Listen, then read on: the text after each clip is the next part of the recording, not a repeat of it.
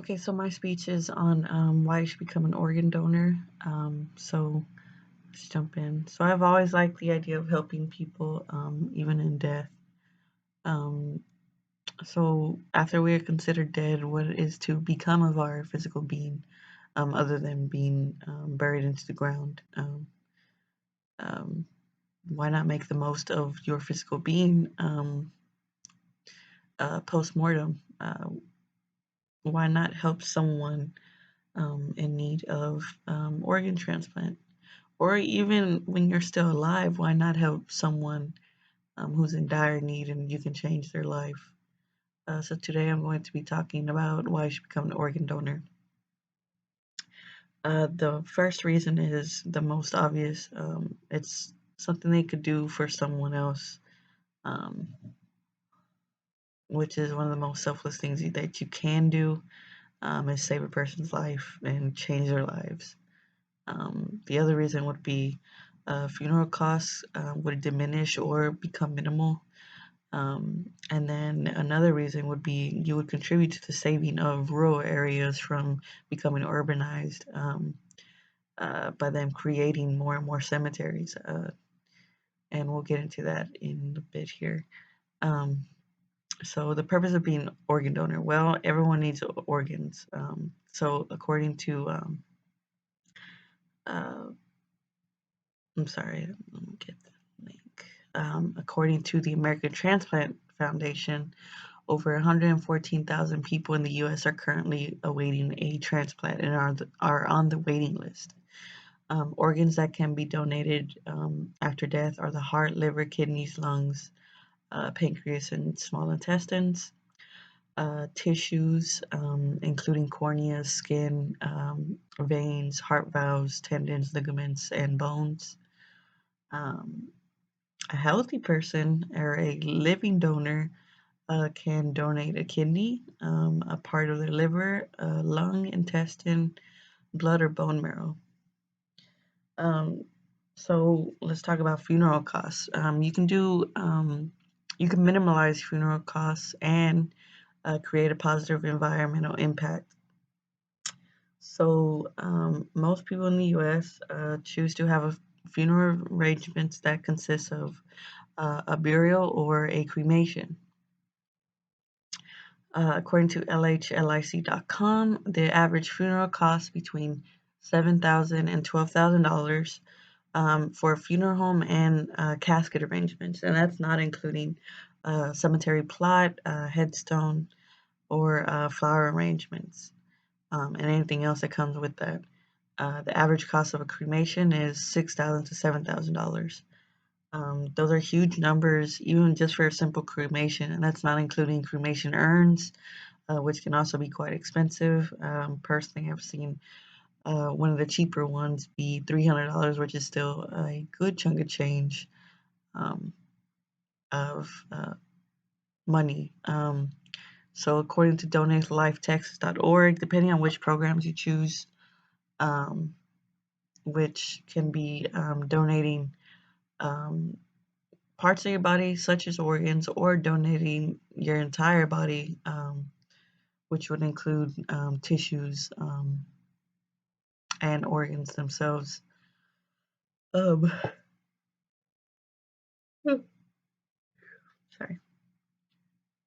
Um, some of these programs, depending on which you sign up for, they will use what they need from your body for other people. And whatever is remaining, they will cremate it and send it back to your family for little to no cost. And I think that's great because, first of all, you're helping um, other people, saving their lives by transplants and or even medical research. There's an option for that as well, to advance, medical research. Um, and so that's a good pro on that. Um, Another pro is funeral arrangements would diminish or become very minimal.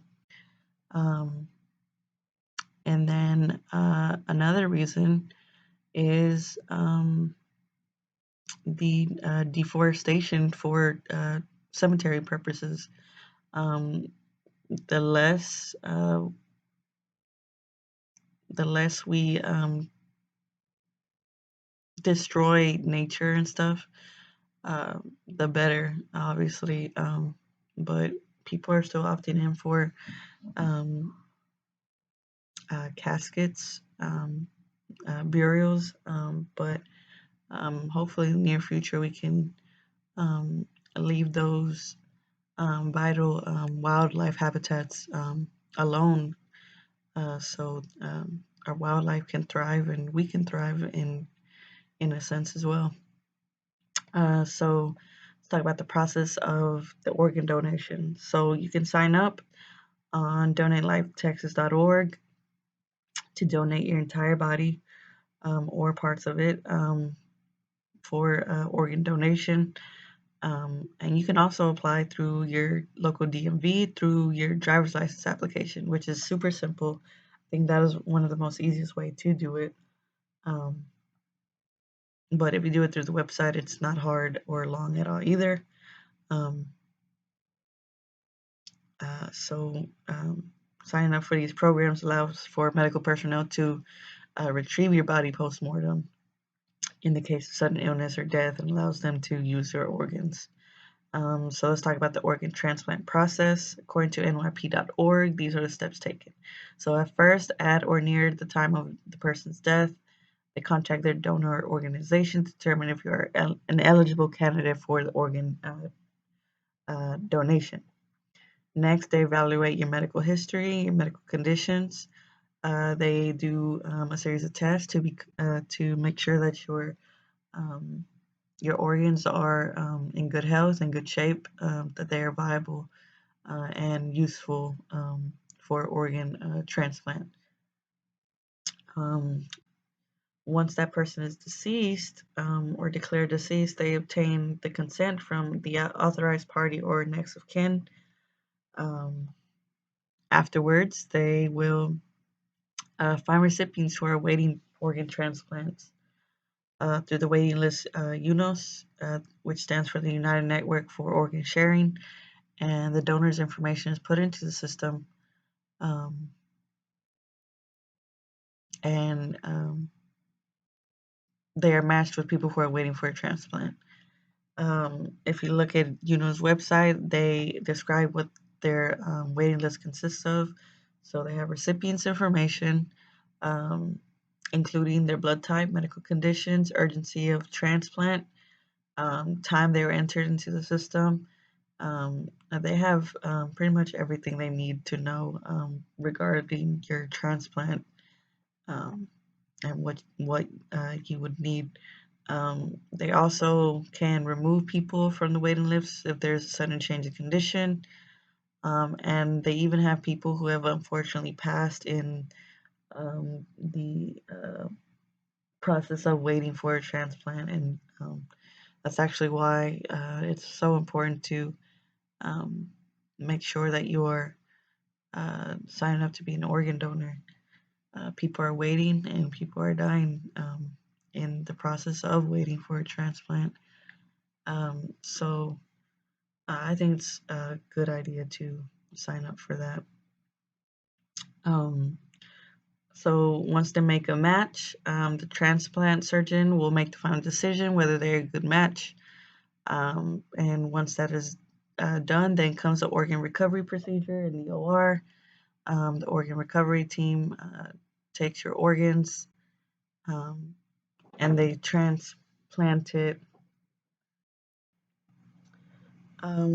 So it's crucial to preserve those organs in the uh, transportation process from the donor to the recipient. So that's really important to take proper precautions in that process to getting to the facility where the recipient will receive the organs. Um, so, although it is a difficult decision and process, there are a lot of people who have shared their stories that gave people a chance at life. So, according to lifegift.org, There's a lot of stories that are published on there. So let's take Emily's story, for instance.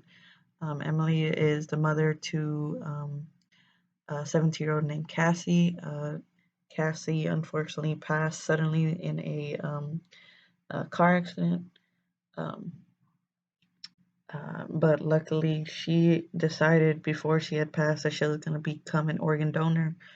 And when she passed, uh, the recipient did receive one of her organs, and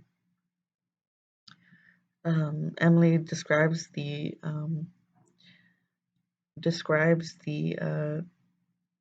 process and that feeling as joyful because she knows that Cassie